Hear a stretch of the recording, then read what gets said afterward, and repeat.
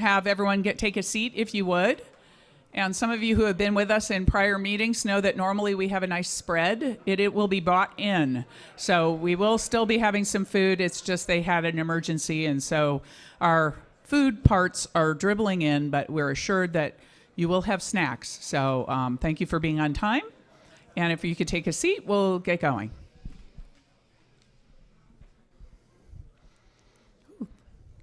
Okay, folks against the wall, if I could get you to take a seat.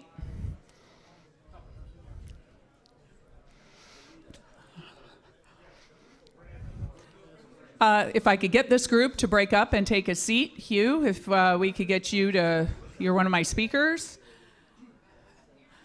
And if we could get you to take a seat, that would be great. We'll get our meeting started. Thank you. So, well, good evening. Thank you for being here on time. We really appreciate it. I'm sorry we did not get an exact on-time departure. My name is Eileen Goodwin, and my role is meeting facilitation, so I like to call myself an air traffic controller.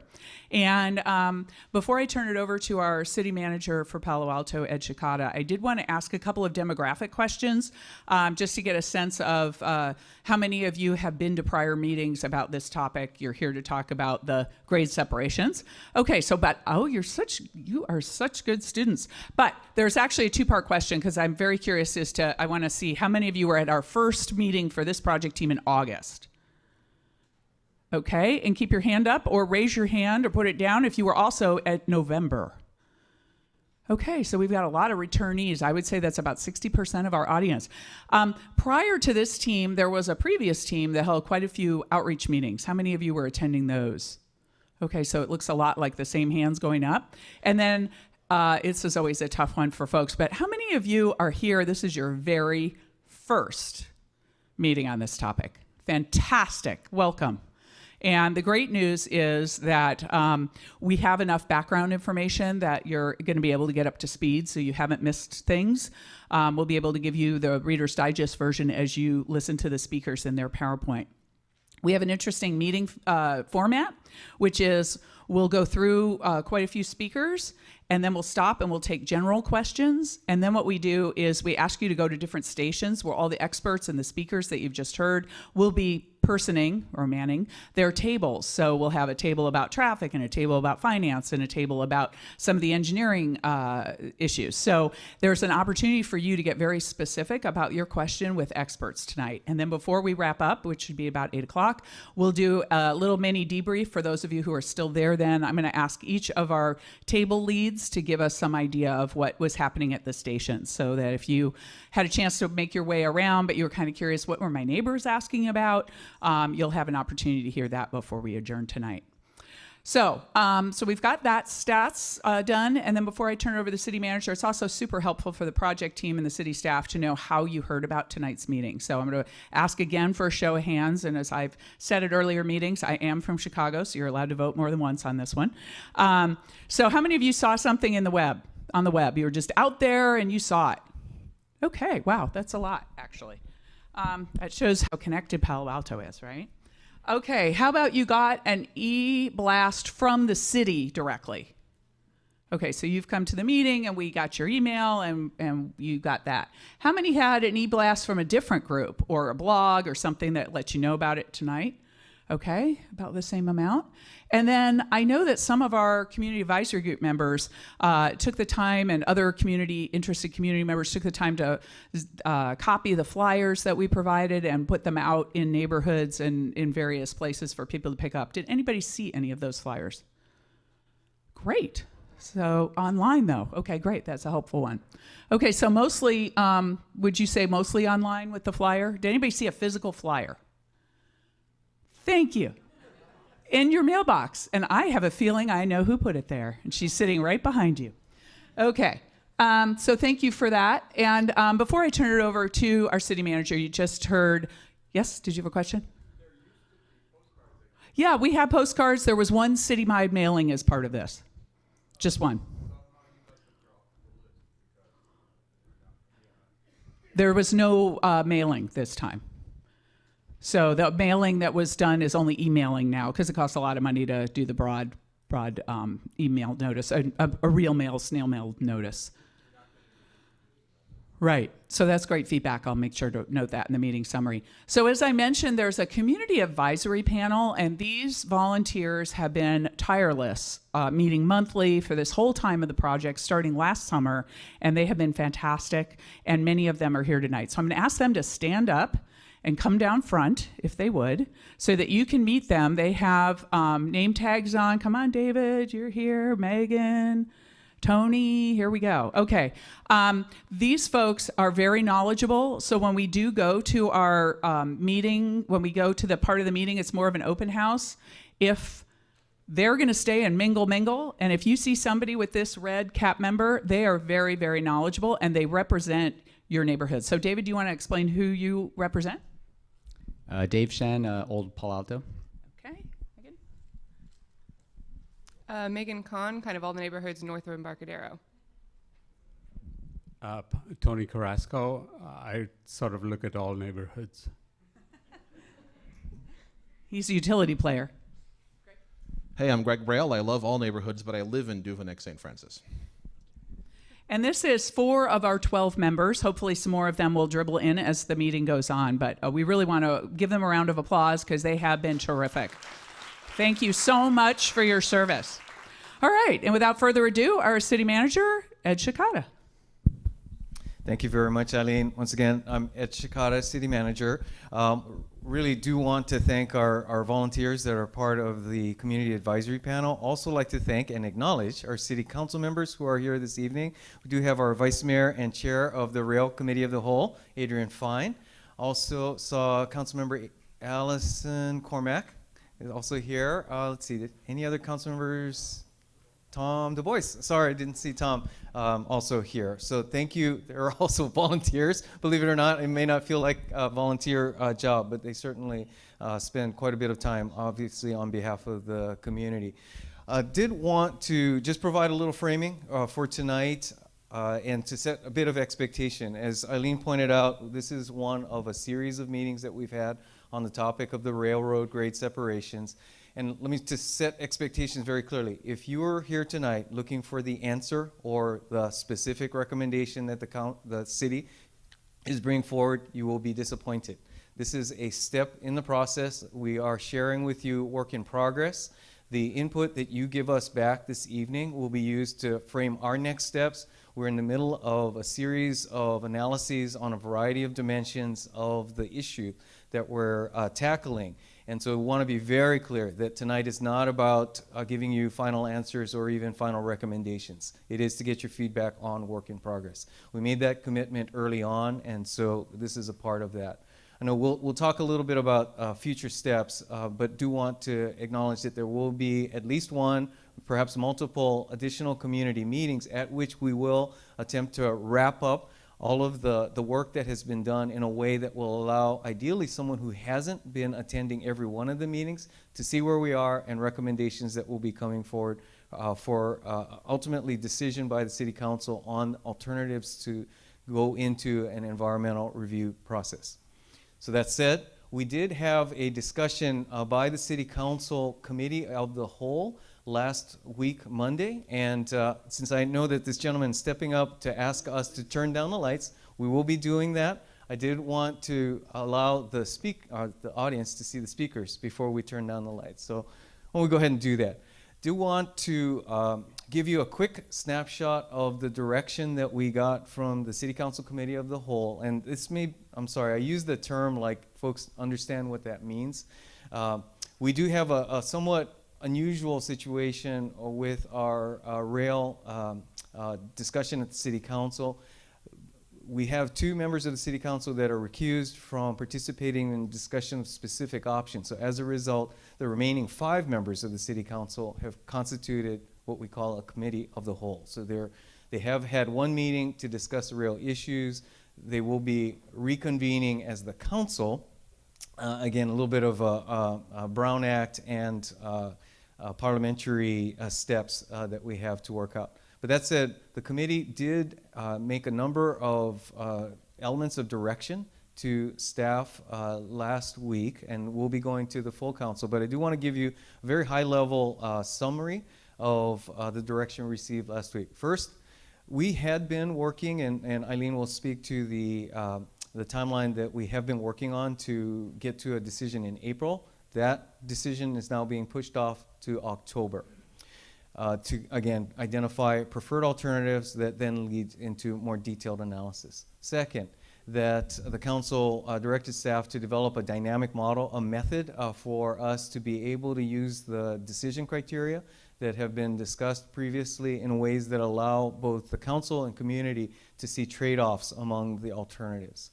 Third, that we are working on expanding what has been our community advisory panel to a community working group with some specific rules associated for both the direction and how it will operate, reporting to the council.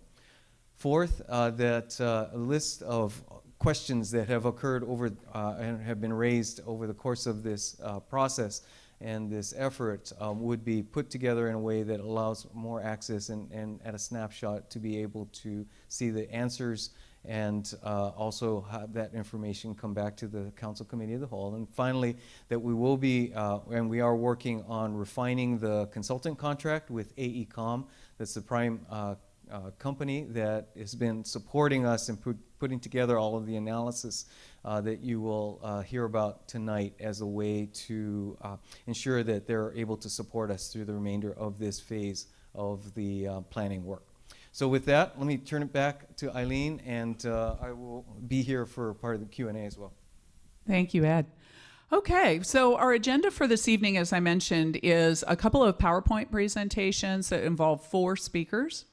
We are not going to be taking a break. We're going to move quickly through those materials. There's someone talking about engineering and showing some videos about the tunnel and about Churchill, the work that's been done there. And then we'll also have a little section about traffic that's been of great interest to many of you, and also a further update on financial information and some of the things that have been being looked at as to maybe how to fund a great deal of these projects. Then we'll take some Q&A. This will be all of you just raising your hand. We've got some portable mics. We'll be moving them around so that you get a chance to ask a general question. If we start getting into very specifics, that's why we break off. And for those of you who've been coming, you know we have stations, and that's where we'll make the traffic folks and the finance folks and our engineers available for you. And as you can see here, there's 6 stations tonight. We have one about the tunnel. We one about the bike ped at Churchill. It'll be staffed by Hugh, who you'll hear from in just a minute. And we're going to talk about the evaluation, and there's a matrix. We would love to have your feedback on that. And we have copies of that you can give us feedback. Then we have city staff and other, and this includes the work that has been done for the other grade crossings that we're not focused on tonight that we focused on last November. So if by chance you live in the other part of town and you're interested in that, we do have those drawings here, and we have people who can answer questions on that. Then, as I mentioned, traffic and finance. And then again, we'll do the wrap up and adjourn about 8 o'clock. Next. As Ed mentioned, we've been going through a process. Those orange cap is that meeting of the community members where we meet monthly with them. We have had Rail Committee, which is in 2018 was a subcommittee of your council, and now, as Ed explained, is now a committee of the whole, but they get a chance to interact with the team. We have large community meetings. Those are our blue bubbles there, and as you can see, we're all the way over to the right where we thought we would be going to council in April, and now that will be moving out until October, and there will be additional opportunities to bring everybody together, and as Ed said, kind of pull this all together, show you what is going to be moving forward, and take your feedback on that. Next. And so what we did, for those of you who weren't at the first 2 meetings that this team did, we talked about design alternatives for a large number of options back in August. And then in November, we really focused on Charleston Meadow and that area. And now tonight, we're focused on Churchill and the tunnel. So with that, I'm going to turn it over to Eddie Mercurio. She is the lead project person from AECOM, and she's an engineer and a very articulate one. So I think you'll learn a lot from her. And one thing I do want to mention, there is a website that posts all of the materials, not only the ones from tonight, but also the ones from the CAP meetings and previous community meetings. And we are being taped, and those tapes are archived as well if you want to really get into it. There's a lot of material out on the website, and it's something you can easily find. If you can't find it on your phone, come and see me during the open house, and I'll help you get it. So with that, Etty, you're on. So thank you, and thank you all for taking time out tonight. I know everyone's schedule is busy. So I just want to kind of recap is like, what is a grade crossing? We have some new people here today.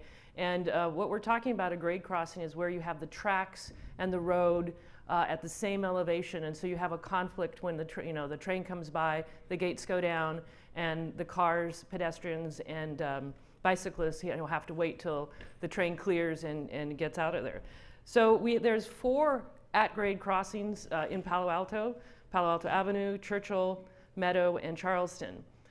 We are currently tasked to look at Churchill, Meadow, and Charleston, and today we're going to be focusing on Churchill as well as the tunnel. Just want to kind of quickly recap. This is people behaving badly. This is Ravenswood.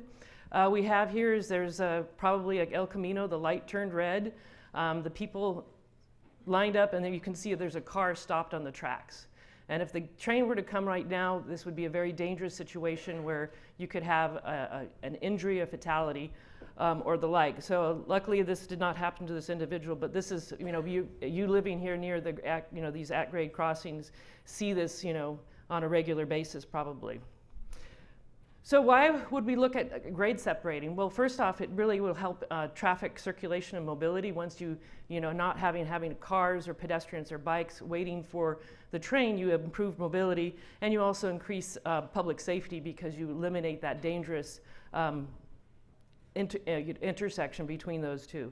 And the other thing that we also know is these are the number of trains are going to be increasing. Currently, there's 92 trains. This is from Caltrain's information.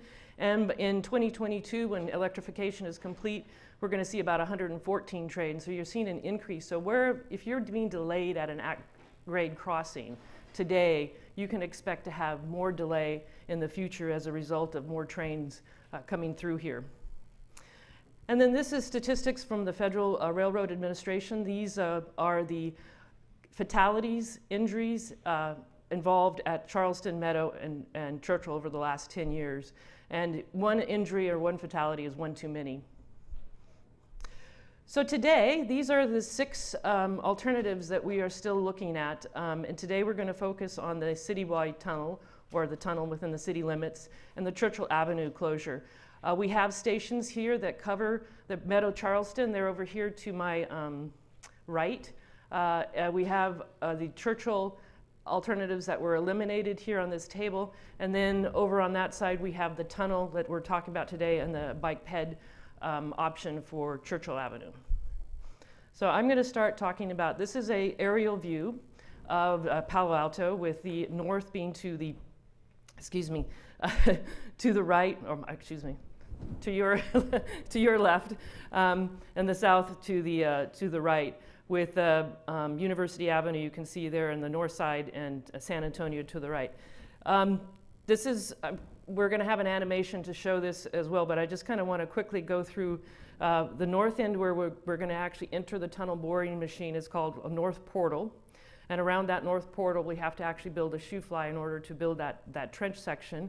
Then the tunnel would go underneath from about Charleston until, from about Churchill until Charleston, where we'd have a southern portal, and the animation will show through this. There's a couple cross sections, and I encourage you to go to the station to have the engineers there explain these, but this is a cross section of a twin bore tunnel, which is what we're looking at here, that will house each one of the tracks. This is a cross section. When we say a cross section, this is where like you're slicing the cake, and you're actually looking at the layers of your cake here. This is like the slicing to look at what the tunnel would look like.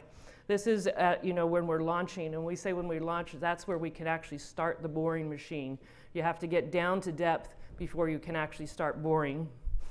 This is at the north pit, and similarly we have a portal at the south.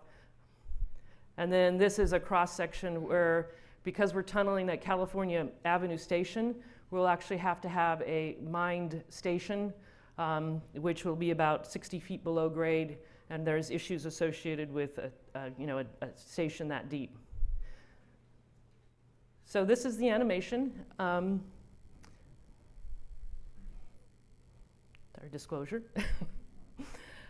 This is the aerial that we saw before. The Caltrain tracks bisect the aerial through the middle there. We have some, and this we'll be zooming down in the animation to be able to see this.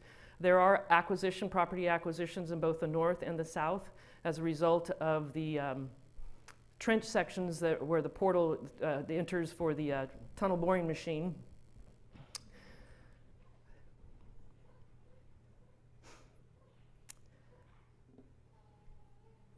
And now we're going to zoom starting from the north end, looking down. So the first thing that we have to do is we're going to be removing some vegetation because we have to build a shoe fly. And a shoe fly is basically a detour for the railroad, which allows us to then be able to construct in that area. There's a lot of utilities within Alma Street that would have to be relocated in advance. There'd be property acquisitions. And then during construction, the side streets that connect into Alma would be closed. So moving to the north end of construction, Alma Street would be temporarily closed during the construction. We'd be putting in temporary fence. This is for the shoe fly or the temporary detour for the road. We'd be building a shoe fly tracks, which is the railroad detour. Once the shoe fly tracks are there, then you switch Caltrain operations to the shoe fly. And this allows you to be able to start your construction. This also will require a complete rebuild of the Embarcadero underpass because the trench would bisect where the underpass is, so we'd have to figure out how to reconfigure Embarcadero. We're able to start now. This is the trench construction here. And this is basically allowing us to be able to start boring. Churchill would be closed at this point. That is, you can see the trench retaining walls that's being pointed to. And then you can actually bring in your boring machine to start boring and start going construction below grade. Your portal, this is basically where your tunnel boring machines start, is about 100 feet wide and 40 feet deep at the portal where we actually start the boring machines to start going below grade. Once you have that, now your construction is underground. You can see the shoe fly coming back in to tie back in, and this construction is all now below grade. When we get to California Avenue Station, we would have to mine out a station. As I mentioned, the station will probably be on the order of 60 feet deep. So we would have to figure out how that vertical circulation, get elevators, escalators, to bring people from the street level down to platform level. You could continue your construction of your tunnels underneath. You're underneath the creek here at Matadero, and you're underneath the creek here at, we're back at Meadow. We're starting to see the portal, and we'll be flipping around and you'll see the construction. But there's the temporary shoe fly for the southern portal. We have some potential underground obstructions for, tiebacks required for the trench section. And we come back in, and there is a property acquisition in this southern portal section as well. This is just an animation of again, the southern portal. We do have to deal with Adobe Creek because now the trench for the portal will block or obstruct Adobe Creek, and we'd have to figure out how to get that water up and around the trench section. And these are the southern portal. And once you've pulled out the boring machines, then you could put back in a roof structure to the point where you have your you don't have vertical clearance and you have to have an open. And then this is a final configuration where you have Alma at the portal locations necking down to 1 lane in each direction. And the same thing is true on the north side. So I'd also like to point out groundwater in this area is at about 13 feet below grade. So all this tunnel section is going to be below groundwater. And so we'd have to be dealing with the groundwater and how to get it out of the tunnels and where it would be discharged to.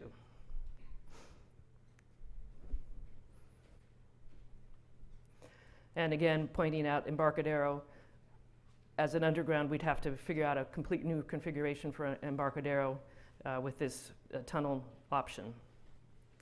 Oops, went too fast. This is just a rendering looking from Churchill Avenue towards the tracks in the tunnel. And then this is what Eileen brought forward. I'm not going to go through the matrix. There's a table up here with the matrices, and this is basically a first take of what what are the pros and cons of the tunnel.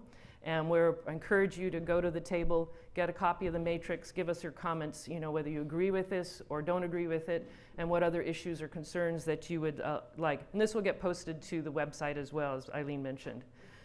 And let me go back to this one. And this criteria is basically the criteria that was adopted by City Council that we're comparing the tunnel to. And then we just wanted to put through, these are some of the engineering challenges with the tunnel. And again, that's part of with the matrices as well.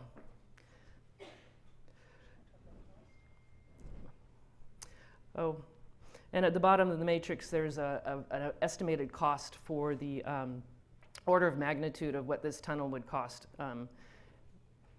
And the duration of construction also here is we're looking at about 7 years plus.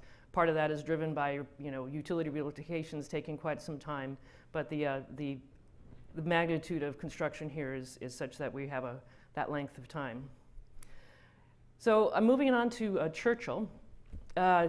Churchill, back in June, I believe it was, we made presentation to the City Council, and at the time we had alternatives. We had what we call the Churchill Avenue Hybrid and the Churchill Reverse Hybrid, which is a trench. Those exhibits are here. It was basically deemed that those alternatives were no longer deemed feasible, so they're not being looked at. However, what we are looking at is the closure of Churchill and the ability to put a bike ped component into that. And I'll turn it over to Hugh now, who will talk about that. Thank you. Thanks, Etty. Hopefully you all can hear me fine. As Etty said, I'm going to talk a little bit about how we could potentially provide bicycle pedestrian connectivity through Churchill, assuming that it's closed. And there are really two basic options that we looked at, and I'll be over here with some other folks later if you have detailed questions about this. So there were two options we considered. One option, which is shown here, is to look at just getting under the Caltrain tracks, so just having bicycle pedestrian travel under the tracks. The other option also looks at getting across Alma, or underneath Alma, rather. The yellow on the diagram here is the ramps to get down to the tunnel. Oh, does that work? Oh, cool. Yeah, nice. Look at that, and it moves forward. So yeah, the yellow here, these are the ramps that move you through up and down to the tunnel. This orangish color here is the tunnel itself. And you can see that this is Alma Street here, and it's been realigned somewhat to make those lanes kind of work. They're very tight lanes now, I think, as all of you who travel on that know. These blue areas are essentially kind of plazas, if you will, for when you come in and out of those tunnels. And so you can see this option really is about getting just under the train tracks. People who approach this, bicyclists and pedestrians who approach this from the other side of Alma would still cross at the light that's there today, in much the way they do now. And then there are just a couple renderings here that show you some examples. So this is kind of looking north along the tracks. You can see that sort of plaza area. You go down the ramp and back up the ramp, or vice versa, and then can access the school and other destinations on the other side.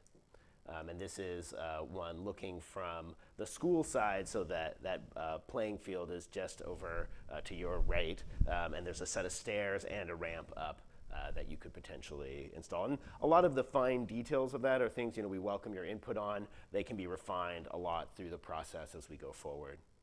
And then this is just one last example or one last rendering of this tunnel example where you're looking down the ramp that's on adjacent to Alma. So the street you see is Alma there. So that gives you a sense about what it looks like. There are a couple other rendering examples if you want to look at those in more detail afterwards.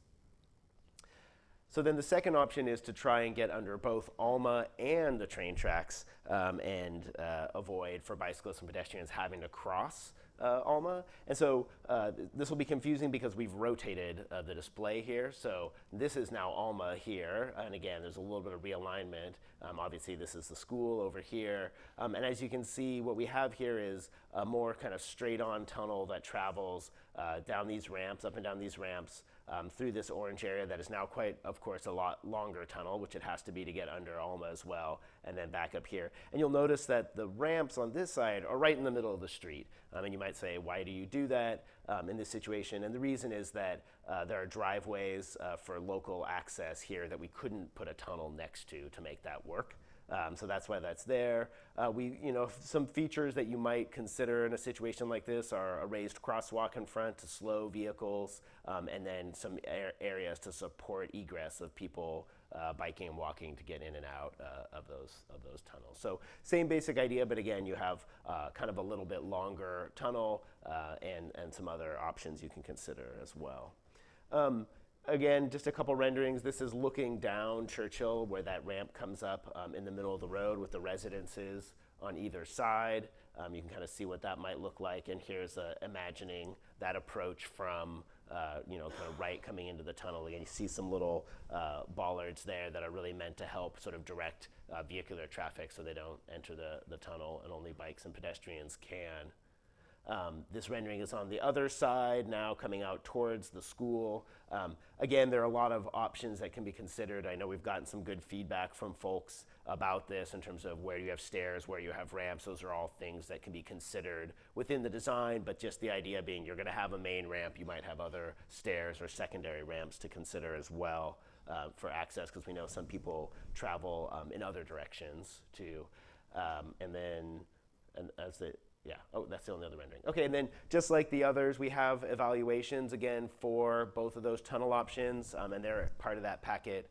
And Millette wants me to say that if you can leave a couple copies of that packet there for sure, then we can have them there to make sure everybody gets a chance to talk to them. So don't take the last couple if you're going up.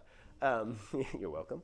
And so same kind of basic information, we're looking at things like, how does this provide connectivity? What are the kind of right-of-way acquisition, things like that as part of the evaluation matrix, same set of things. Again, the cost is here at the bottom, so you can see certainly the tunnel that goes under both is going to be more expensive, which you wouldn't be surprised probably to hear it's a longer tunnel, but that's the kind of information. And then just like with the citywide tunnel that was just discussed, there are engineering impacts as well that we'd have to look at. This would also require certain kinds of pumping and other things like that as part of this. So those are the two options. Again, if you can come over later, we'd be happy to hear more about that. And I'm going to pass it over to Ruta, who's going to talk about traffic. So as Ruta's making her way up, of course, when we talked about this at earlier meetings, people said, closing Churchill, where will the traffic go? So Ruta is here to tell us where the traffic's going to go. To San Jose. Just kidding. So just a quick overview of what has been done so far as a part of traffic study. We did collect a lot of data and we evaluated the existing conditions, and that report is on the website for you to review and comment on. Further, we have also started evaluating the traffic conditions due to Churchill closure for the year 2030 and identified some mitigations and also identified some impacted intersections for that we are going to review today actually. The next, doing with that? Oh, okay. Oh, that doesn't work. That's just a laser pointer. The arrows up and down. There you go. Okay. So this slide illustrates the diverted trips due to the Churchill closure, and the trips in red are to be diverted. And as you can see that we have approximately 700 and 750 vehicles that are to be diverted in AM and PM peak respectively. The next slide shows the trip distribution. Are we taking the? I'm not taking questions yet, but we can pull this all up. Let her get her information out, and then we have one more presentation. We'll take questions, and she is available. Oh, orientation, Ruta. Oh, so yes. there is a Thank north you. arrow. Alma Street is north-south, and then Churchill is east-west. So the train tracks are to the left of Alma? Yes. Okay, thank you. That's what helps. Thank you. Okay. So the next slide shows the trip distribution where those trips have been diverted, and this was based on the travel demand model that we have from the city, as well as we did some O&D survey at the onset of the project. So it really helped us to understand where the trips need to be diverted. Do you need an orientation on that too? No. Okay. Oh. All right. And based on our analysis for Churchill closure, we had analyzed approximately 24 intersections, and out of 24 intersections, we have 8 intersections that have been impacted. The first 3, we kind of looked at the mitigation as a group together, but the first 3, that is the intersection of Alma and Lincoln, Alma and Embarcadero, and Alma and Kingsley, they are operated and maintained by the city, as well as the last 2, intersection of Alma Street and Oregon and Embarcadero and Cooper is also being maintained and operated by the city. And the other 3 intersections that are El Camino and Embarcadero, El Camino and Oregon Expressway are being maintained and operated by Caltrans.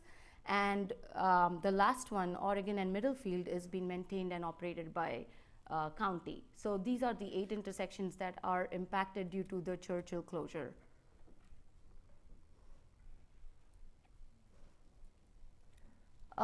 This slide just illustrates the location of those intersections.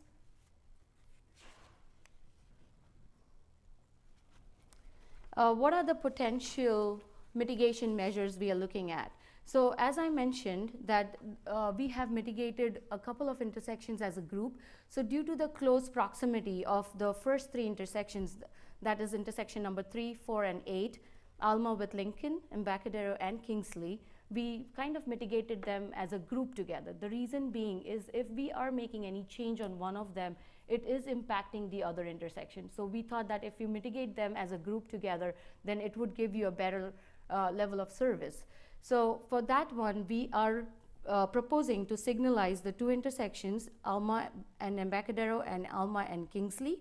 And we are also proposing to add a left turn lane at the intersection of Alma and Embarcadero to facilitate the left turning movement. But this again will be a signalized intersection, so you can make that left turn safely.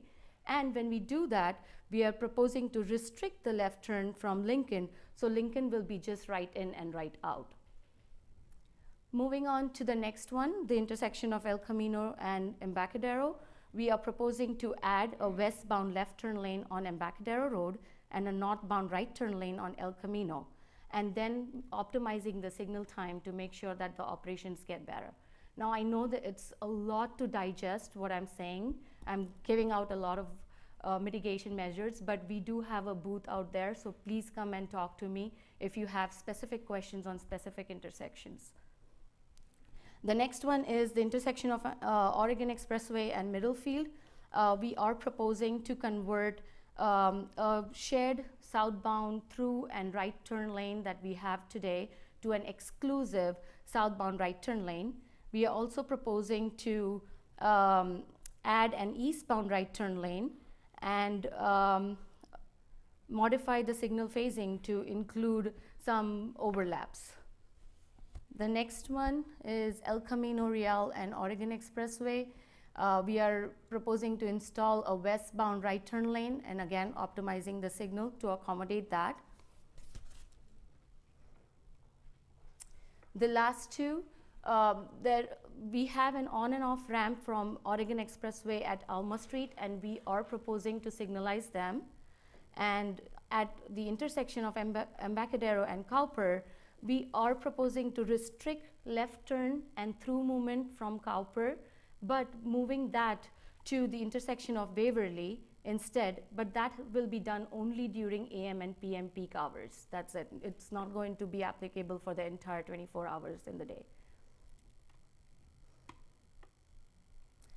Along with the intersection level of service analysis, we also did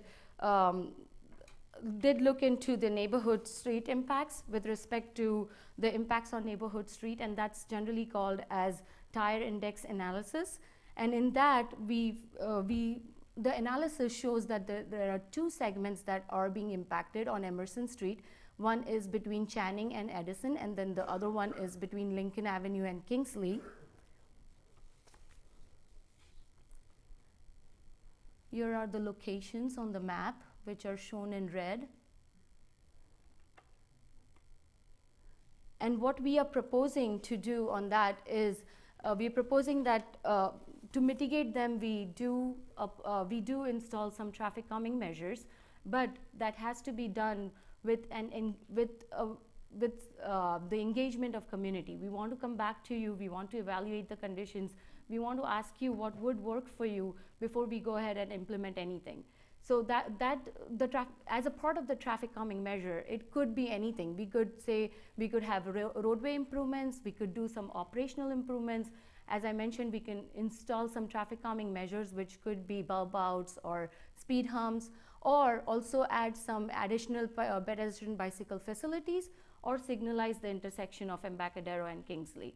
So all this is work in progress. Nothing is being fixed. So please do come to us and let us know what your inputs are, and we can refine them through the process. Thank you, Ruta. And now our final presentation before we go into the Q&A is with Paul, and he is going to talk about how we might fund all of these various improvements. Take it away, Paul. And how have other people funded these types of improvements? I think that's the critical issue. What we heard from the community the last time we were here is that there was a lot of interest in how other... Can you hear Paul? I didn't think so. Paul, you need to speak up. Hello? Oh, That's much better. that's scary. How about now? Better. Is that better? Okay, Thank you. Let me start again. So what we heard when we were here last time is that there was a lot of interest in how other communities on the peninsula were going about financing grade separation projects, understanding that the federal government in particular was really kind of stepping back in its role in terms of financing local transportation infrastructure projects across the country. So what I'm going to talk about tonight, just briefly before we go to our open house, are a few local examples of grade separation projects, and then just briefly summarize again what the major funding and financing sources are related to local transportation infrastructure in the Bay Area. The first project that we looked at as a comparable project was in San Bruno, and that's the one grade separation project that we know of that's been completed. It's a project where the Caltrain tracks were elevated above 3 crossings. There are 3 pedestrian underpasses, and there's a new elevated Caltrain station. The total project cost for this was $155 million. It was completed in 2014, and the primary funding sources were regional and state funding sources. So in particular, San Mateo County Transportation Authority Measure A, high-speed rail funding, and funding from Caltrans and the California Public Utilities Commission. There was also a small FTA, Federal Transit Administration grant of $6.6 million. So that's the one project that we know that is completed. Obviously a different project from any of the alternatives that you're looking at, but comparable so you can see how other communities are going about kind of unpacking the different sources that might be available to them. In San Mateo, there's a project that's currently underway, which probably many of you have seen. It's a hybrid approach where the tracks are going to be raised. There'll be a lowering of the road grade to allow for east-west street connections and a new elevated Caltrain station. The project costs in that case are $180 million. It will be completed, if it's completed on schedule, in 2020, and I believe that it will be completed on schedule. The funds that went into this were local funds from the City of San Mateo's Transportation Impact Fee program of $12 million, regional funds of $74 million, once again from the San Mateo County Transportation Authority Measure A, and then state funds from the high-speed rail proposition, and Caltrans and CPUC. So you can see the kind of stack of funds there included all, in that case, local, state, and regional funds, and no federal funds. There are a variety of other grade separation projects which are also currently being considered up and down the peninsula and in Silicon Valley. These include projects in Burlingame, in Mountain View, in Menlo Park. We can talk about each of those in depth at the breakout session if you're interested. One of the things that's common across all of these projects is that they are looking to regional, usually sub-regional sources of funding, like San Mateo County Measure A, and importantly and critically for this community, Santa Clara County Measure B, which affects both Palo Alto and Mountain View. Also, local transportation funds are increasingly important. So I mentioned transportation impact fees in the case of the city of San Mateo. There are a variety of other special assessment districts, improvement districts, business taxes, local fee programs, and incentives that can be put in place to help to fund this type of infrastructure. That, in combination with public-private partnerships and value capture approaches, which have not really been implemented yet in connection with grade separation projects in the Bay Area, are all sources which can be looked at in the future. So some general kind of findings from our research. Federal funds have been limited for projects completed or under construction. I think that's fairly obvious. High-speed rail funds have been critical for the projects completed or under construction in San Bruno and San Mateo, but those funds are unlikely to be available going forward for obvious reasons. Regional transportation measure funds have been and will continue to be a critical funding source for projects. So regional, sub-regional, joint powers authorities agreements, those types of structures we believe are going to be increasingly important for funding rail infrastructure and grade separation projects. And then also finally local funding sources such as transportation impact fees and other related locally adopted fees are increasingly important. One of the things that we talked about when we were here the last time is the difference between financing and funding. Financing refers to instruments like bonds or loans or other instruments that can be repaid over time by a funding source. A funding source is a source like Measure B, the sales tax measure here in Santa Clara County, that generates revenues over time. Revenues could be generated at the city level, they could be generated at the county level, they could be generated at the level of a special assessment district or an improvement district. But ultimately, no matter how good your financing sources are and how flexible they are in terms of your sources of credit, you need an underlying funding source to fund your projects. And that's what we have summarized a bit here in this matrix, and which I have in the breakout session that I can speak to anybody who has more detailed questions about. I mentioned Measure B. I did mention public-private partnerships.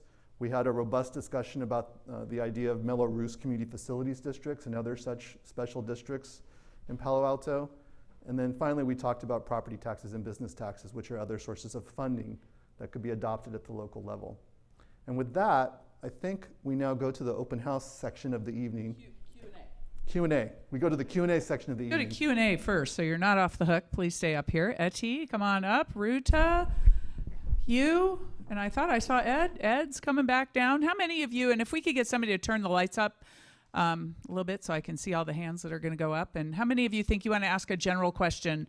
Okay, this is great. Not so many. So I think we'll spend about 15-ish minutes because I want to give you at least a half an hour to get to these stations and all that. So I need to get my people who are the microphone people. Are you in place? All right. We're going to start in the back. Millette, back in your corner. I think there's somebody back there who had a hand up. Is there somebody there? In the back. Seeing none. Let's move to the first hand you see on that side. We're in the back quadrant. Okay, there we go on the aisle. Hi, thank you so much. So I live in Professorville and would like to engage with the traffic consultants, but I understand that the cap is over. And my CAP representative is right here, and it has been fabulous working with Megan. She's spent a lot of time in our neighborhood. How do we go about being good citizens and engaging so that we can make sure that we get the right level of safety for our bikes and peds I think I work at Pali, so the bike and ped safety is big with me, both on Churchill side and Embarcadero corridor. And I want to make sure that both sides get the same level of love in terms of design, and I'm not seeing that. So how do we engage going forward now that the cap is over, or what is happening? So it's not over. So we'll have Ed address that in just a second. And then tonight is an opportunity for you to work directly with the traffic consultants. So definitely they're in the back corner over there, and they would be happy to talk through this in specifics. But I think your question's bigger than that and more longer term. How do you continue to stay engaged through October? So Ed, how does she continue to stay engaged? And please update us on what's going on with the CAP. Sure. Again, the CAP is the Community Advisory Panel, and I think we were taking bets at our last CAP meeting as to whether it would truly be the last CAP meeting. I think those who were betting that it's not over will win. We will be reconstituting, whether it's now called the Community Working Group or what have you. And Megan, you're not off the hook for sure. Definitely we'll be re-engaging. Right now, as I mentioned earlier, based on the direction we got from the Committee of the Whole last week, we're working with the consultant to scope and bring forward a recommendation back to council on how that community engagement will work. And so expect to see that within the next few weeks. Okay, and then how about on this side? And then I'm going to ask down here. I've got a hand up here. If we could get those folks on the on-deck circle. So we'll be this gentleman, the gentleman on the aisle, and then the one with the ball cap in that order after I take the person on this side. Do we have a mic? I think you had a couple people here. I see that plaid, and then we'll go to the purple, and then the person next to the purple, and then we'll just hop over here, and then I'll come back over for Cedric. Okay. You're on. So the funding requirements for the tunnel option are an order of magnitude higher than any other solution on the peninsula. Could you ask people to comment on that, please? Okay, well, I think we could have our funding person take the first comment, but I also am going to put the city manager a little bit on the spot here as well. Paul, did you want to address? So I know one of your bullet points that you didn't actually say out loud was that your research did show that most of the projects are in that 100 to 200 million to 50 range, and the tunnel, I think, is 10 times that, right? So, or more. So, Paul. Burlingame is looking at at one alternative that could be up to $900 million. That's the highest other project cost that we saw on the peninsula. But in general, your comment is true. You're looking at costs that are an order of magnitude higher than anything that's been actually funded or is under construction right now that we know of. So I would anticipate that you would need to figure out ways to raise more money locally to make up the gap in that kind of funding. It's unlikely that you're going to find a federal, a state, or a regional source that's going to be available to deal with the scale of the projects that you're looking at, and that we'll have to look very closely with the local community and property and business owners and others about what the approach ought to be going forward once you have what those capital costs are. Thank you. And the city manager, I know, is thinking about these types of things and maybe has some things to share on that point. Well, I would only add that clearly this is cost is a part of the decision making that we'll go back to the council with, and being an order of magnitude higher, as well as the property impacts that have been identified may lead to a conclusion that it's not feasible, but we haven't gotten to that point yet. Okay, now we're going to take the purple and the neighbor, and then I've got these three in a row after that, and then we'll jump back over, and I see your hand too.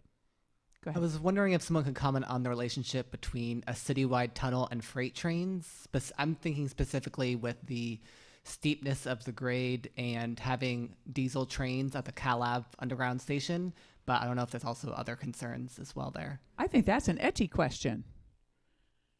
All right, turn your mic on, Etty. You're ready to go. Yes. So the tunnel that we're looking at, that's been looked at right now, assumes freight and the passenger rail are in the same location. We're using the Caltrain criteria of a 2% maximum. That does require a design exception that Caltrain is still mulling over, that whether they even accept a 2% grade on that. Your other question about the freight, could you repeat that? Diesel in the station area? Yeah, so when you do have diesel in there, we do have to deal with more tunnel ventilation issues associated with that. This has not been done along the corridor, so that's something, it's kind of new territory in itself. And then there was any other kind of issues that strike you about freight that should be made aware to the audience? Well, freight, I mean, again, one of the bigger things is when you're hauling freight, you're going to have very heavy trains, and if a train happens to, break down in the tunnel, then we're going to have issues of how to get those trains out of the tunnel, and they do weigh a lot more than the passenger rails. And the same issue would be true for the passenger rail when you have a breakdown, is how do you get them in and out the tunnel? And that's one of the comments that we're trying to work through with Caltrain, is what does that mean for this option? Thank you. Okay, yes, the neighbor? Okay. Geez. One hopefully very simple question and one a little bit more open-ended perhaps.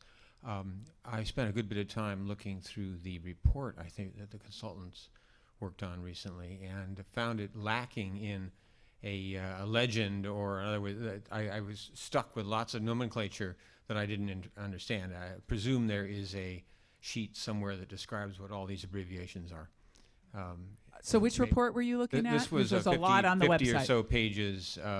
Is it the traffic report? Yeah, it was the Oh, it's traffic the report. traffic report. primarily. So Okay, so they're back there. I do think they do have a glossary. I think that type of comment has been made before, but if you have Good. specific Okay. questions, yes, the traffic. The second question is, I'd like a little bit of comment on the delightful and a little bit suspicious euphemism, value capture. We go into that for just a moment. Okay, Paul, what's value capture mean for the layperson when it's not dressed up in your pretty name? So it's actually not that mysterious or suspicious. It really just means that when the local public sector agency, wherever you are in the world, conveys value on a given parcel because you've upzoned it or because you've otherwise provided planning entitlements to make the land more valuable, that the local community can capture a portion of that value through taxes or fees or other sources. It also means potentially things like if you're a city that has, say, surplus or excess parcels that you own, say an old corporate yard that you might not want. I don't think Palo Alto has that case.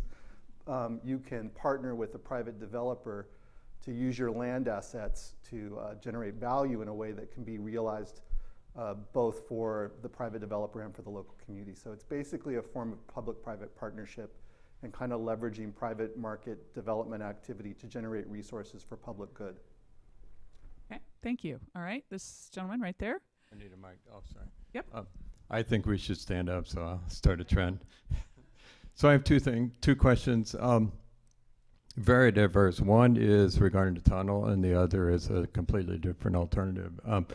So the so-called citywide tunnel is really not a citywide tunnel because you completely miss the entire downtown area. And I understand about the creek and all that. So my question is, why not partner up with the other cities like Menlo Park, Redwood City, Atherton, and really put in a real tunnel? So that's that question. Okay, so Etty was asked, I believe, as part of the scope, to look at a tunnel that would fit entirely within the city limits of Palo Alto. So do you want to explain why that impacts the downtown? So yes, to the first part of your question is the city limits on the north end is the creek. And then right after the creek, you have Palo Alto Avenue, and then right after Palo Alto Avenue, you have California Station. Sorry, I think you completely missed my No, question. I'm going to have the second half. I get question the is, why partner. are we not working with other cities? I know the I restraints. understand I that, know but the some of the restraints. people are new, so I want to make sure they are getting the Okay, information, fine. and then we'll go ask the city manager about partnering with other cities, because I want to make sure that it's understood why this tunnel doesn't go from city limit to city limit. Okay. Yeah.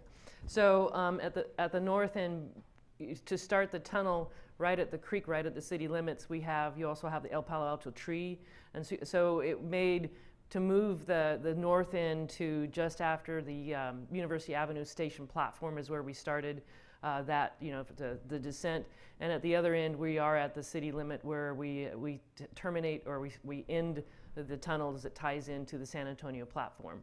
So it's We've heard that comment. It's not a citywide tunnel; it's a tunnel within city limits, and that's what we were tasked to do. And then we'll have Ed answer the partnership of your neighboring cities question. Yep. And that was specifically the direction of the option that City Council had our team evaluate. Again, a tunnel within city limits. The question of a tunnel beyond the city is whether it be the entire peninsula or simply with Menlo Park, I think is we'll call it an option that could be further considered, but again, recognizing that other cities are in different points in their own planning process. It really, at this point, has not progressed to the point of other cities being willing to invest, quite frankly, the kind of money we're investing right now in order to fully evaluate those types of options. Doesn't mean it couldn't be evaluated further down the road, but at this point, it hasn't progressed beyond that. Good, that's cool. Do I get my second? Yeah, what's your second question? Quick, though, because I got a lot of people with hands up. That's cool. I think our real concerns are train noise and safety at the intersections, and there's a lot that can be done with a little money right now. One is quad gates, and the second is quiet zones, and I'm wondering why we're not tackling that right now rather than looking at something 10 years down the road. And that's a city manager question as well. And then if we could get that microphone back to the gentleman on the end with the beard right there, and then the hat after him. Yes. Well, I won't claim to be an expert on quad gates and quiet zones. I do know that there's an entire discipline around there. This specific planning effort is looking at a long-term solution, recognizing we have a significant long-term issue we're trying to address. Anyone on the quad gate, quiet zone approval process like to weigh in? Etty, did you want to speak to quiet zones? I know they're tricky to get implemented. They're tricky to get implemented, but it basically is that you're putting in safety features. You're not actually to make the train operator not sound his horn. That said, you still would have the traffic impacts and the other impacts because you have not grade separated. But there are some cities up in the North Bay that have implemented quiet zones. But again, the quad gates are basically additional safety features that you're putting in because you're not having the train operators, blast the horn. Okay, now we have the gentleman on the side, the person in the hat, and then Millette, this gentleman on the end here, Cedric with the shirt, and then the lady in red, and then we'll get you with the blue shirt. Yes, perfect. And then we'll come back over here. I see you, and Adina. So now we've got 6 on the on-deck circle. Okay. Okay. Is leaving Churchill open still an option, maybe with restrictions? And if not, why not? Well, so the question was, is leaving Churchill open still in the mix? And if not, why not? And as Etty mentioned, it has already been decided by the council that the implications of doing the project with the ability for cars to go through took a lot of right-of-way. And that is why the council made that decision back in June to take those off. They are here. And Ed, I don't know if you want to add anything on top of that. Sure. I think that based on the increase in train traffic that we're expecting over the next several years, I'm sorry, forgot who asked the question, sorry about that, that there will be a point at which the gates are down so often that it becomes functionally infeasible to have the crossing there, because the gates are creating so much traffic congestion and frustration that it's causing people to basically avoid and also back up into the neighborhoods. We've asked the consultant to, as part of this additional work, to help us identify at what point in increasing train traffic we'll get to that kind of breakdown point. So there's some additional work there, but again, it's with the expectation that we will see a significant increase in train traffic over the course of the next many years. That makes it basically, well, I'll say a foregone conclusion that the level of traffic crossing at that point will become a problem. And as such, that closure or some type of grade separation would really be necessary. Okay, the gentleman with the hat. Oh, and he took it off. Hi, hello. What kind of stuff are you going to be digging this tunnel through, and how are you disposing of the spoils? So that's an Etty question. It's, Elliot, remind me, we did that calculation, did we, on the how many truckloads? 250,000 truckloads. 250,000 trucks. 250,000 truckloads. And so that is a lot of material that's going to be coming out of there. And we, at this point, we're just doing preliminary engineering. We don't have an identified place of where that would go. But that means 250,000 trucks also having to find a way from wherever they are, whether they're in the north portal or the south portal, to get out and take that material out to some other project or landfill. Maybe Foster City will get even bigger. Okay. Cedric, you're on. I had a couple questions. Does the tunnel enable or disable the passing tracks that is suggested might be required? And then what's the total estimated cost of closing Churchill, including the closure, all traffic mitigations, and the bike ped underpass? And just on Churchill, I'll point out that you didn't point out that Churchill Viaduct didn't have any eminent domain issues having a viaduct crossing. And then finally, shoot, what was I going to say? For the north end of the city, Palo Alto Avenue, did you consider a viaduct on the west side of the tracks so that it's further from the Palo Alto tree? Thank you. Okay, Etty, did you try and move around El Palo Alto? Let's take that one first and work our way back. No, the tracks. That's what I said. Move the tracks to avoid El Palo Alto. No, the first question I think was, does the tunnel accommodate passing tracks? Yes. At this point in time. And right now we're assuming the tunnel is just 2 tracks. That's what we were tasked to look at. So the tunnel does not accommodate passing tracks.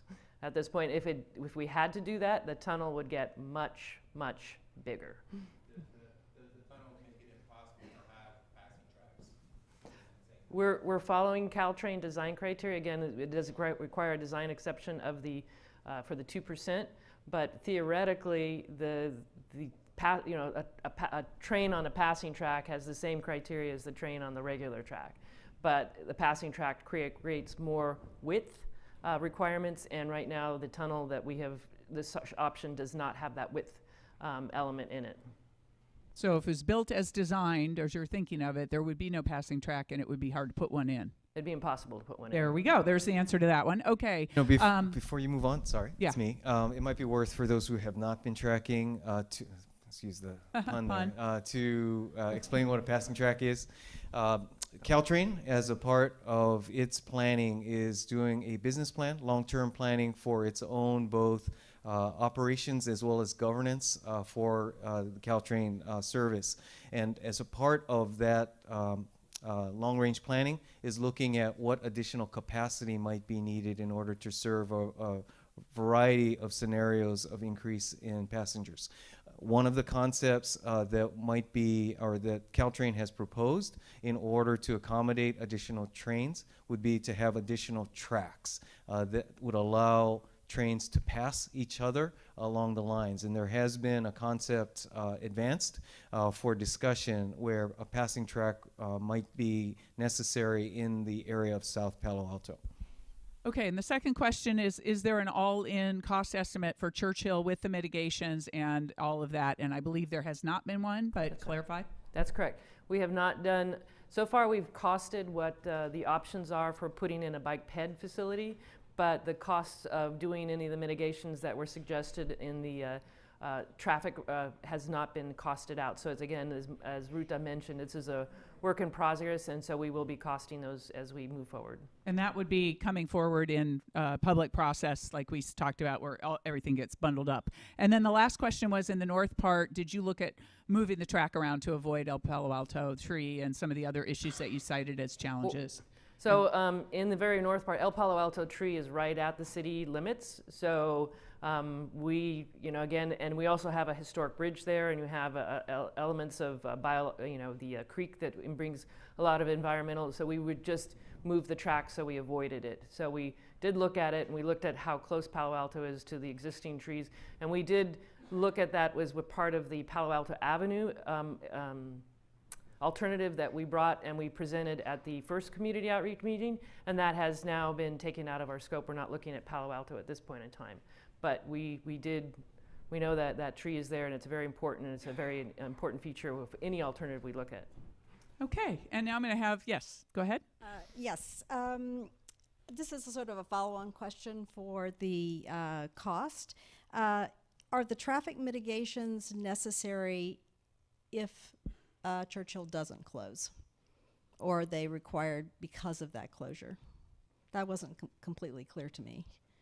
And then the second question is, I just noted that the cost of the San Bruno viaduct, and I know the viaduct somewhere in the last month or two disappeared completely off the list, but the cost of the San Bruno viaduct for 3 crossings was less than any of the other costs that we looked at as comparables. And I don't know whether that's because it was in 2014 and now it's 2019, you know, but I would like a comment on that. Thanks. Okay, Etty, do you want to comment on the cost thing, and then we'll give it to Ruta? So on the, I'm not familiar with the San Bruno costs that you're mentioning. It's the one Paul presented. Oh, that's not a viaduct, but that's a hybrid. Yeah, it's elevated. So it's a hybrid. So you're elevating the rail, you know, about 10 feet up, and you're lowering the roadway about 10 feet down. So that's a hybrid. And we looked at a hybrid in this case for Charleston Meadow, and I don't know the costs for that are on the website right now. I don't know the number offhand. Distinction, I think, is the hybrid. It sits on dirt, right, versus sitting up on piles, right? So you can explain the difference. So the difference where we're looking at a viaduct is completely elevated. So why it was so cheap by comparison to your estimates. Yeah. So San Bruno's is a hybrid. Different thing. And then you had another question, which I believe Ruta was going to answer. So the mitigations that we have identified is only for Churchill closure, but said that, as Ed mentioned, that if you are going to have those gates down over and over again, you might have to look into, yes, at that time, because they're not going to use Churchill like they were using now because of the gate going down again and again. So they would penetrate into other residential streets.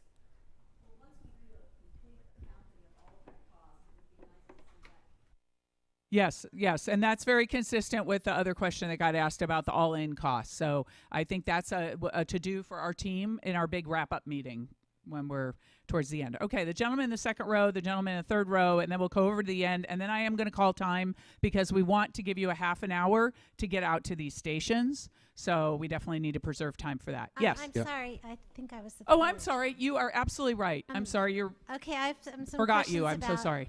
I have some questions about traffic improvements. I'm talking about the major intersections, the Oregon and El Camino and Embarcadero. So my comment and question kind of is, I think 7 years ago the county redid Oregon and they did not evaluate or implement correctly. Took a long time and it's still not good. It's still level of service is like an F at El Camino, and also Embarcadero and El Camino is really bad. It's been bad. It's gotten worse and worse. So now you're looking at improvements, which is great, but why should Palo Alto have to bear the brunt of the cost when the county did not properly do it, I don't know, 7 years ago or something like that, that whole Oregon, and then we do need 4 lanes on Embarcadero going west.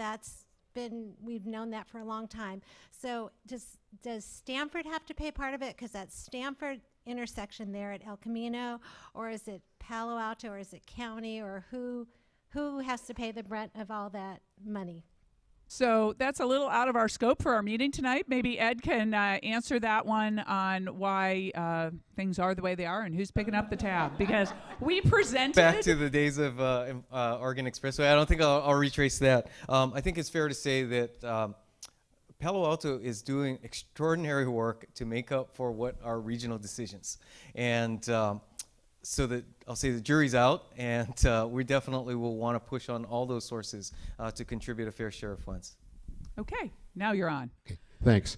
As was mentioned, financing is really a critical question, and I think we should not talk about it loosely. And I'd like to object to the city manager's comment that the tunnel costs an order of magnitude more than any solution.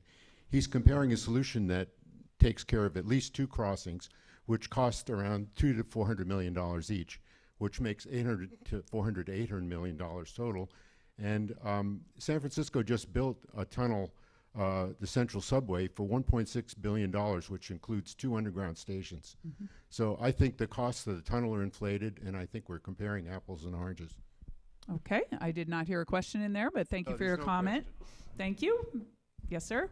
And then we've got Adina, and then I am going to wrap this up. But I do want to make a commercial for food. There is food in the back. Please eat as much as possible. We finally have some. Yes. And Roland, I'm not going to have time for you. I've got a whole bunch of hands, and we need to get to the stations. I'm sorry. Yes. Thank you. I'm wondering about the mitigations that affect additional traffic lights on Alma Street. Currently, there's no traffic lights between Homer and Alma Village. And I'm wondering how this affects throughput and how long it takes to get from Alma Village to Homer, and whether there are studies going to be considering that, not just LOS. The next thing is whether, since you've already done an extensive study for the citywide tunnel, whether the South Palo Alto tunnel will be different, namely a study for a single bore and a bore that comes up south of Adobe Creek rather than just even with Charleston. And I'm wondering why we're not considering, I'm not saying it's a good idea, but we've added a viaduct for South Palo Alto. Why are we not considering a viaduct over Churchill? Okay. Etty, did you look at a viaduct over Churchill? And do you want to address whether or not the South Tunnel will be significantly different, and whether or not you're scoped to do a single bore tunnel? So we were not scoped to look at a viaduct at Churchill. It was one of the, when we came on board, it was one of the alternatives that had already been screened out, and I don't know the reasons for that. We are scoped, we have been tasked to look at a south tunnel. The reason we are looking at twin bores versus a single bore is because if we go a single bore, the profile will not work because we cannot get the 2% to work, because a single bore actually goes much, much deeper than the dual bores. So we're, as looking at the difference between the single and the dual bore, we looked at the... Okay, so the single bore has to be bigger, and then in order to keep it working, because you need the buffer between the top of the tunnel and the bottom of the road, right? It's going to be the size of the diameter. So we did look at a single bore, and we did look at a dual bore, and we looked at it as the dual bore as being more feasible than the single bore based on the profile that we can fit into the length of within the city limits. Okay. Okay, this gentleman is suggesting that maybe somebody else should be looked into. And then the other question was about traffic, and I'm just going to say your question was very technical and very specific. You should be talking to Ruta on her way to the station. So Ruta will pick you up, and you'll walk down to that station in just a moment so she can get you the answers to your very specific questions on interchange. All right, Adina, you have the last formal question. Yeah, so this is a question about the state funding, and in the... Closer. You got to do the rock star thing. Hello? No, much Okay. better. All right. Yeah. So in the discussion about the possibility for state funding, it was mentioned that because of the changes in the high-speed rail project, that state funding would be unlikely to be available. One thing that I had heard from knowledgeable sources after the governor's announcement is that there is and continues to be state funding from things like cap and trade and the gas tax, and Caltrain corridor improvements, including grade separations, are still eligible for those sources of state funding, regardless of when trains go to Los Angeles. But it's possible, that was right after the governor's announcement, so it's possible that the Palo Alto team has newer information than I have. So I'm wondering if that has been updated, that funding will not be available, or whether that might actually be available from those state sources, even though it's not directly related to the long distance trains. Okay, Paul. So do you have any information? No, but you'll look into that. I think that's pretty accurate. It sounds like we've been talking to some of the same people. The key question here is, the key word is might.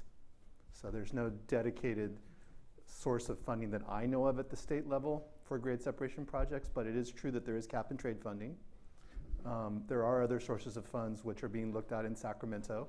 This may be a time to talk to your legislators and to your representatives in Sacramento to lobby for that kind of funding and for directing some of those sources to this kind of project.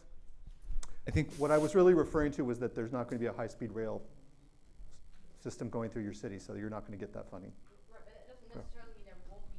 Right. Right. Or potentially in the future, high-speed rail once Well, they.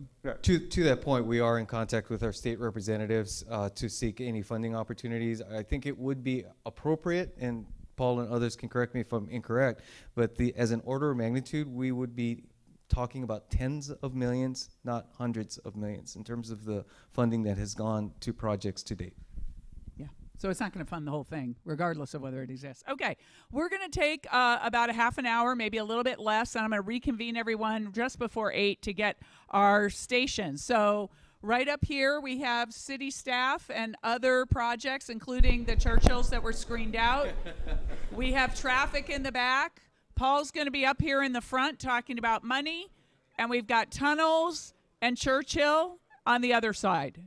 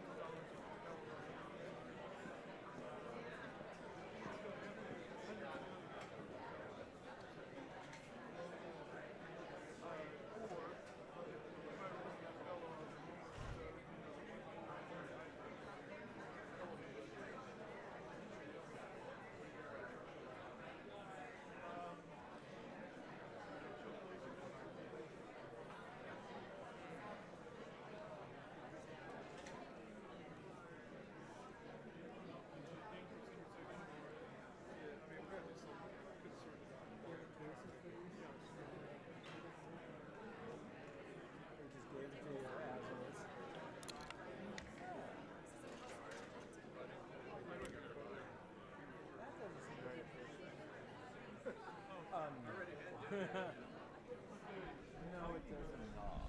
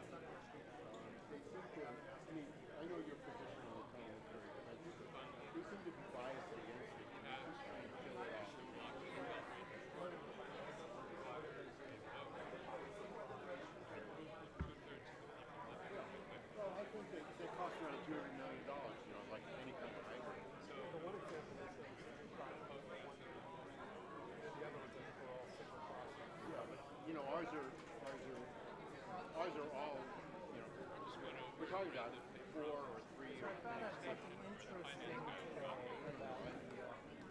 I'm really kind of sad that we can't have a real citywide tunnel. I think that would be really good, but I understand it. I just don't understand why it couldn't go past the Palo Alto station. I know that would add cost to have either underground or partial. And I think we should reconsider a viaduct. That was eliminated early on, but it seems to me it's cost effective and really enhances connectivity.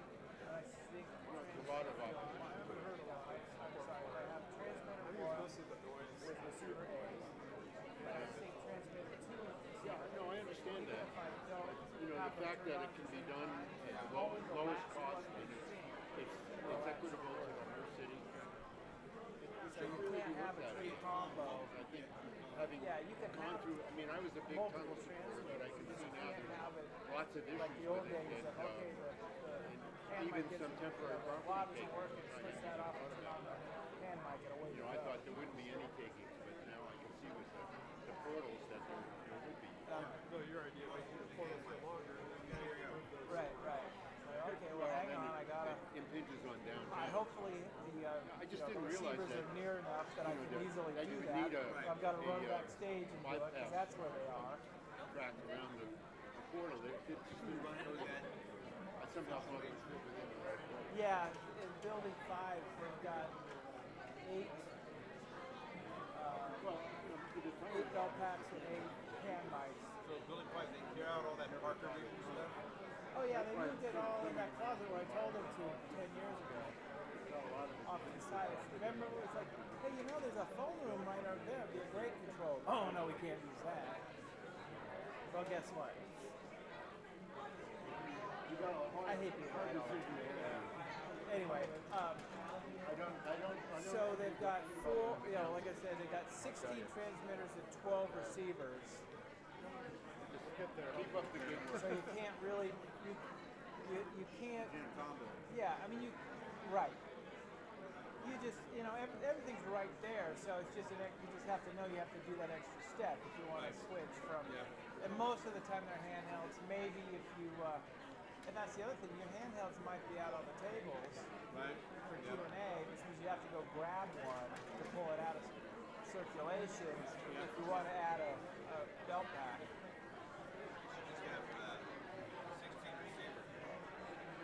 Yeah, well, they're already, when I say 12, I mean there's really 24 because it's a dual room.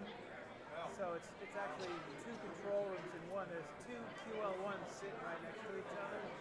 And sometimes if you're in full center mode, you're only using one board. So.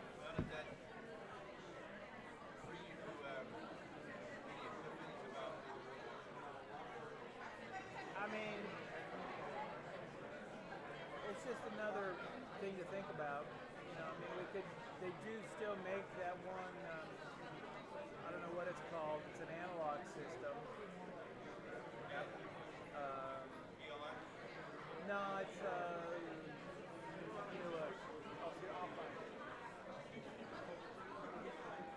know where the third mic is, I'm not sure where the fourth mic is. Nothing to talk about. It's been I know, international stuff. Other than the fact that Everton's talking about spending a lot of money over the summer. They've already done that. They did that already. It didn't work out so well. You need to spend smart or something. I don't know. They have fun players. They're just underperforming. Yeah, I mean, they have to play together. Well, Gilsey, Richarlison, and I love that Bernardo Silva, the little guy. Yeah. Warriors won, by the way. 115 to 103. Wow. Wasn't even that close. Huh. Who are they playing? Memphis. They're on the road in Memphis. On the road again. Yep. Yeah, so you guys are all here. Who's handling this planning commission meeting? I don't know. That must be Patrick's on it. Patrick working at something. Is it what? Planning commission? You got a cover porter on that one? We have no one on that one. I'm the cover porter on both of them. Yeah. Oh, there it is, live on the air. Yep.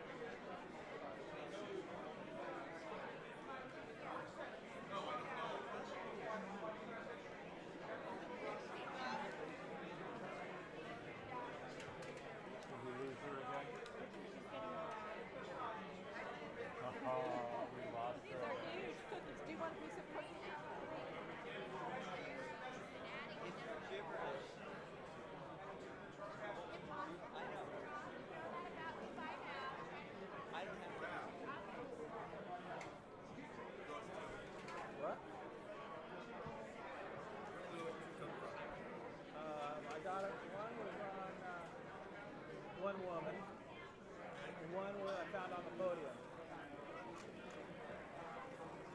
And what staff we had? One's still on the guy, but he's been surrounded by people, so I haven't. And it looks like you fed it down his shirt, so. And then I don't know where the fourth was.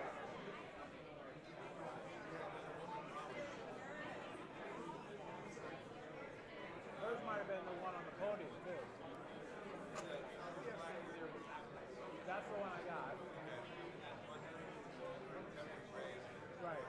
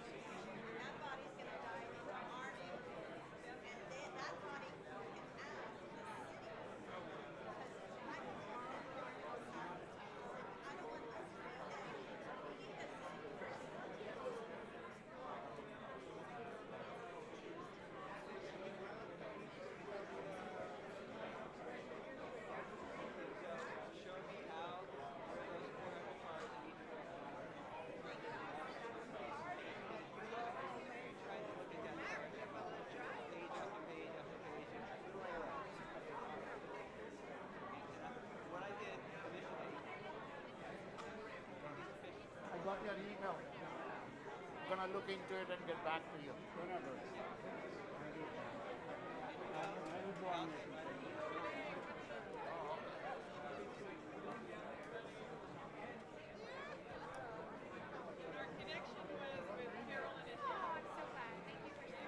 All right, folks, you have about 7 minutes left, so please make your way around. And if you have not done the matrix, remember it's up front by the screen. So you have about 7 minutes, and we'll reconvene for a report out.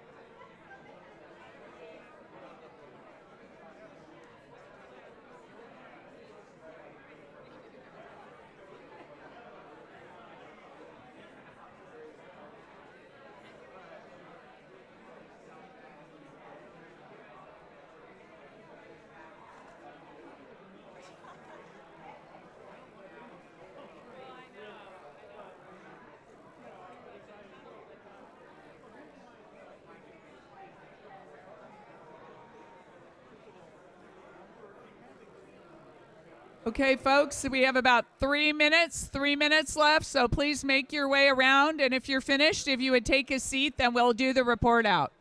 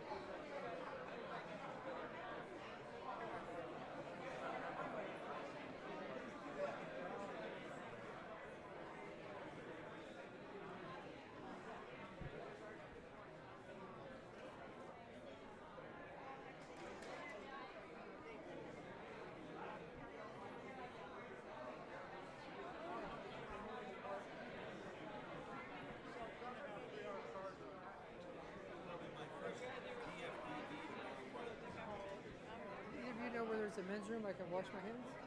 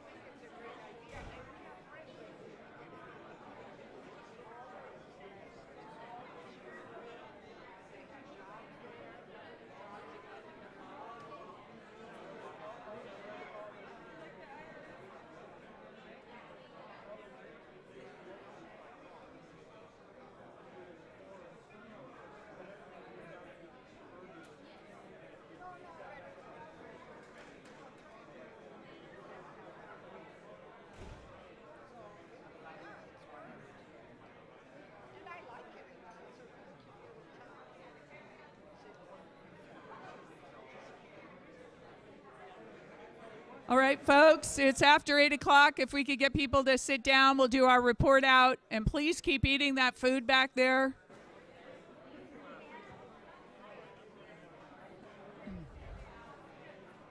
Okay, we're doing our report out.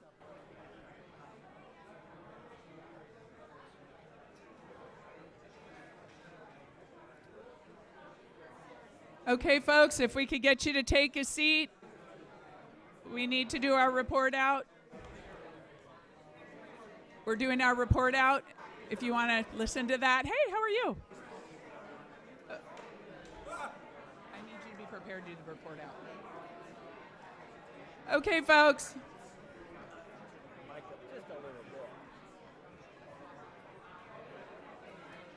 Okay, if I could get you to take a seat. We're about ready to do report outs. Let my traffic people know we're about ready to do report outs.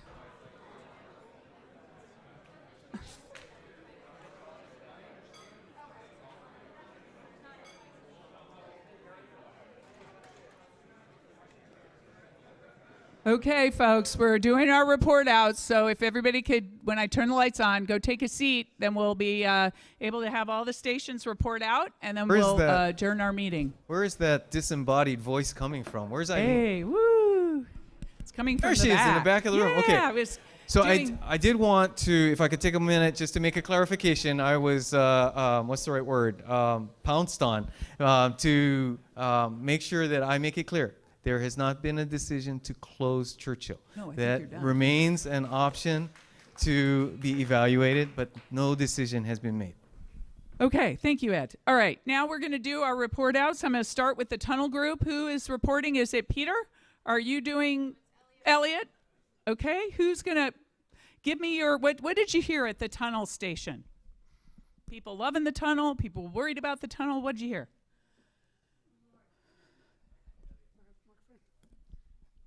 Right, one of the major issues, the first issue that came up, was temporary and permanent land take. Oh, that's not me.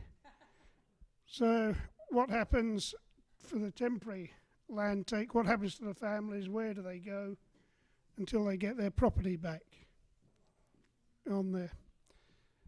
Another issue was, could we do the shoe fly in phases?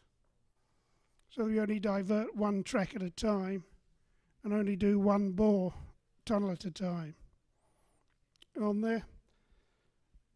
Another question is it possible to decrease the separation between the twin bore tunnels on there?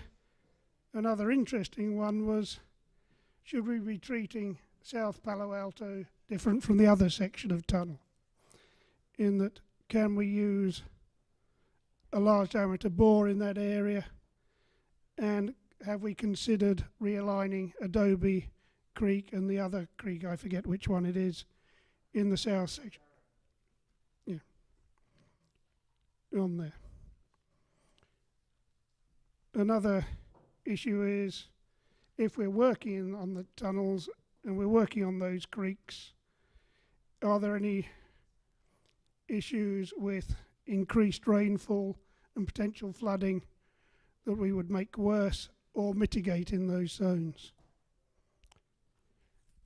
I think that was it, Elliot. Okay, thank you very much. All right, Hugh, you're next. Okay, I'm still plugged in. Oh, great. Okay. So we were at the Churchill closure and potential bicycle pedestrian crossing section and heard a lot of great feedback. Thank you all for coming by and talking to us. So a handful of things. Before the meeting, a couple people were there and they walked away saying, all of this is great. So we like to start that way. That's always a good way to start.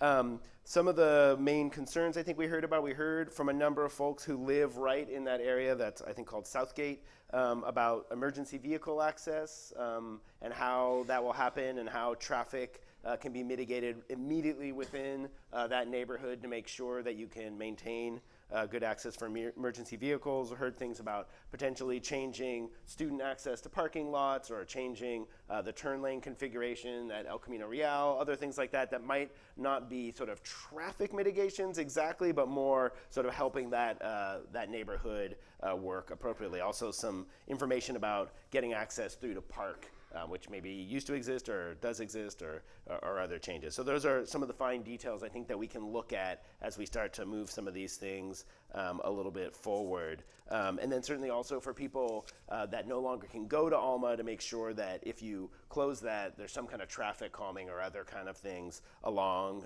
Churchill and Mariposa so that that works a little bit better.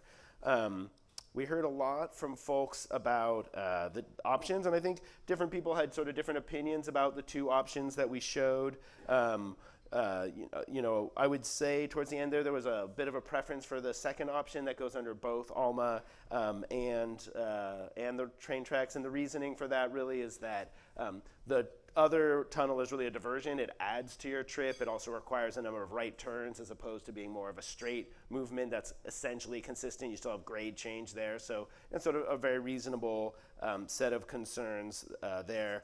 A couple people really liked the idea of taking that middle area and dedicating it all the way to Bryant Street, so another sort of block and a half essentially, which would mean of course that you'd have 2 full blocks of no parking on the street if you did that, but then would connect the Bryant Street Bicycle Boulevard, which is of course the nation's first and one of the best bike facilities in Palo Alto, to this tunnel in a very direct way. So maybe have some kind of bike path or a class 4 separated bikeway there. So some really creative ideas definitely kind of coming out of that. A lot of concerns about the queuing of students and how do we mitigate and think about the queuing of students on either side of Alma Street, depending on which option you're talking about, to make sure that that works, because they do come in droves, you know, in the peak period. So that's certainly something that we want to talk about. And then one general kind of mitigation question, which was that, you know, we're talking a lot about mitigating traffic, but how do we sort of maybe think a little broader and implement bike ped improvements in various places, not just these places, to help fewer people drive more generally, which of course is a great goal if you do what I do. And I think that's all I have. Great, thank you, Hugh. All right, Millette, you were working the Matrix station. But that's okay. Yeah, I was up here at the evaluation matrix, and I got a couple general comments. One, there was a suggestion about adding some numerics to the color coding, so if you were colorblind, that you could still understand the differences in the level of the colors. So that was a good one. And then I got a lot of expressions of a lot of shock of the cost of the tunnel and what that really meant to the feasibility of that alternative. And there was generally some just people overwhelmed about the decision process and how are they going to look at these alternatives as well as Meadow Charleston and how are they going to decipher that up, and they're anxious to see all those things lined up together to compare. And then I also fielded a few questions about the website, so people looking for some of the historical documents and then asking when our information is going to be posted. So I will put back up there on the slide the website that you can visit and find information about our previous materials. Okay, thank you. We're working on getting that up for you. All right, Peter, which one were you working? I was working the Meadow Charleston, but before the presentation started, there were some comments I want to add on to what Hugh said for the Churchill option. There were some residents of the Southgate neighborhood had some really good comments. One was, since we're losing the egress by closing Churchill, they'd want to see, and I think Hugh touched upon this a little bit, of where Mariposa and Castilleja converge, that's currently closed. They want to open that up as discussion of keeping that open as a one-way egress out of the neighborhood. Another woman, she liked that idea. She also lives in that neighborhood. She wants to see maybe some traffic calming measures on Mariposa and Castilleja as a result if we do proceed with that. So these are things I could share with Nyan and Ruta maybe after the meeting, and we could take a look at these things. Adding on to that also, there was another comment about maybe widening the right turn lane from Churchill onto El Camino. And Yeah, I think that was about it. So the Meadow Charleston, there really wasn't a lot of comments, but just general questions, because maybe some people weren't here at the November meeting when we presented these, wanting to understand a little bit more about these. There were some questions about also the Caltrain standards for grades on the railroad. Anything over 1% would be require a design exception. And that's about it. Okay, thank you very much. How about city folks? Because you were also working kind of the other topics. Awesome. Hello, everyone. Chantel Cotton Gaines, City Manager Office, working with Shala Yazdi from Transportation. So we heard a couple of comments about other alternatives to consider for Churchill, particularly why a viaduct is not being considered at the Churchill crossing, and how many properties were at risk of being taken in the hybrid scenario, which was taken off the table previously for Churchill. So questions about some of the historical information there. And then lastly, the big part was thinking about how people on the west side of Churchill would still get around in the case of a Churchill closure. So a lot of the mitigations that have been shown are really taking account for people on the east side of Churchill still being able to get around, but that was something that was requested as mitigations and considerations for those on the west side of Churchill in a Churchill closure situation. Am I leaving anything out? Sorry, west side. Thank you. West side of Alma. Of Alma. Yeah, not west Yes. side of Churchill. West On side of Churchill. On west Churchill. of On Alma. Churchill. Okay. West side Did of I get that Alma. right? All right. Yep. Thank you, guys. That's it.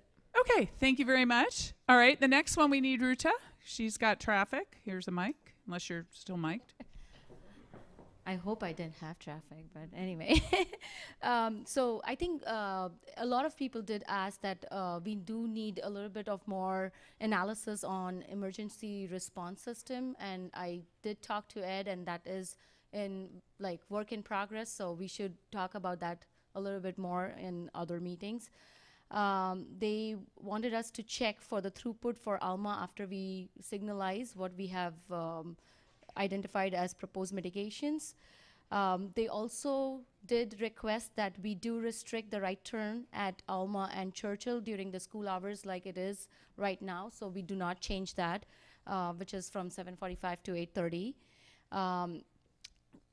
Some of them did thank us that thank you so much for looking into Emerson and engaging the community to come up with the alternatives. So they want us to look into it in more detail and make sure that the community is engaged before we even come up with any proposed improvements. They want us to look into the impacts to Meadow due to Churchill closure, which we would look into. They could not find the reports on the website, so if that could be available, but I think that they are. It's just that it's, oh, you did, okay, thank you. And a little bit of more evaluation at the intersection of Churchill and Emerson during the school peak, because that does back up and it has a little bit of different analysis when you have that closure that you cannot go through. So those were a couple of comments that I received on my table. Okay, and do you have NIANs as well? Yeah, Okay. I did cover all that. Okay, Yeah. thank you very much. All right, last but not least, well, actually maybe second to last, penultimate is Paul. Why is the money always last? It's the No, most it's second to important last. part. The city manager will be last. Oh, okay, good. All right. Well, thank you for everybody who came by the table. We had a rich discussion, and we covered a lot of topics. We talked about the California State Rail Plan, which I learned does call out specifically grade separations as an eligible project, although it doesn't assign sources of funding or dollars to that. It's some additional research that we might want to do to look into how state funding of various types might be applied or leveraged to your projects. We also talked about value capture, what value capture is. Are there opportunities for value capture in Palo Alto? What does that mean? Are there specific sites where we could be looking at upzoning or at increasing densities in order to create value that could be captured in the future for infrastructure? We talked about bonding. What are the potential sources of revenue for supporting a future bond, whether it's a general obligation bond or a specific revenue bond? And there was some interest in sizing what the potential funding sources could be and what amount of revenue we would need to generate to support different sizes of bonds to fund the city's portion of any kind of grade separation project.